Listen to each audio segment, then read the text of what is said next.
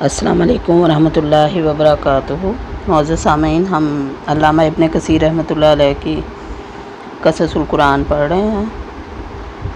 آج ہم حضرت صالح علیہ السلام کا قصہ شروع کریں گے۔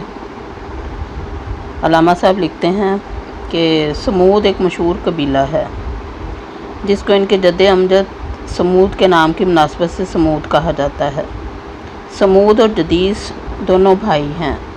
یہ آصر بن ارم بن سام بن نوح علیہ السلام کے بیٹے تھے۔ یہ عرب عربہ ہیں۔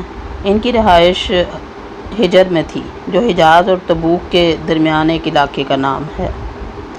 سرور کائنات صلی اللہ علیہ وآلہ وسلم جنگ تبوک پر تشریف لے جاتے ہوئے وہاں سے گزرے تھے، اور یہ قوم سمود اور عاد کے بعد گزری ہے، اور یہ بھی عادیوں کی طرح ہی بتوں کی پوجا کرتے تھے۔ اس لیے اللہ تعالیٰ نے انہی میں سے اپنے ایک بندے اور رسول حضرت صالح علیہ السلام کو ان میں مبعوث فرمایا۔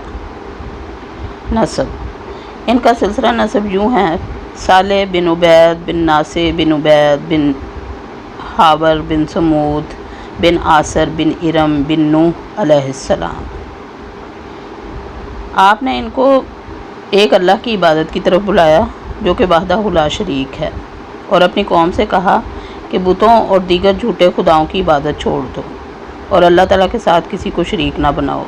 تو ان میں سے چند لوگوں نے حضرت صالح علیہ السلام پر ایمان لائے اور اکثر لوگوں نے انکار کر دیا، اور قول و فعل کے ساتھ ان سے بری طرح پیش آئے اور ان کو قتل کرنے کا منصوبہ بنایا، اور اس اونٹنی کو بھی قتل کر دیا تھا جس کو اللہ تعالیٰ نے بطور نشانی ان کے لیے بھیجا تھا۔ بس اللہ تعالیٰ نے ان کو بڑے غالب قوی کے پکڑنے کی طرح پکڑ لیا۔ چنانچہ سورہ اعراف میں اللہ تعالیٰ نے حضرت صالح علیہ السلام اور ان کی قوم سمود کے متعلق ارشاد فرمایا: وَإِلَىٰ ثَمُودَ أَخَاهُمْ صَالِحًا قَالَ يَا قَوْمِ اعْبُدُوا اللَّهَ مَا لَكُم مِّنْ إِلَٰهٍ غَيْرُهُ وَلَكِن لَّا تُحِبُّونَ النَّاصِحِينَ۔ سورہ اعراف آیات 73 تا 79۔ اور قوم سمود کی طرف ان کے بھائی صالح علیہ السلام کو بھیجا تو صالح نے کہا: اے قوم، خدا ہی کی عبادت کرو اور اس کے سوا تمہارا کوئی معبود نہیں۔ تمہارے پاس تمہارے پروردگار کی طرف سے ایک معجزہ آ چکا ہے، یعنی یہی اللہ کی اونٹنی تمہارے لیے معجزہ ہے، تو اسے آزاد چھوڑ دو کہ خدا کی زمین میں چرتی پھرے، اور تم اسے بری نیت سے ہاتھ بھی نہ لگانا، ورنہ عذاب علیم تم کو پکڑ لے گا۔